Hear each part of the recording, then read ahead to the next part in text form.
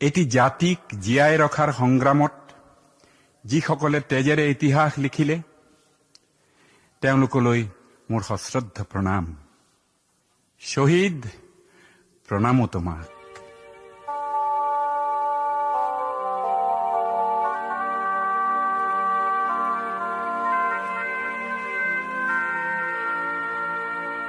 শহীদ, প্রণামো তোমাক। শহীদ, প্রণামো তোমাক।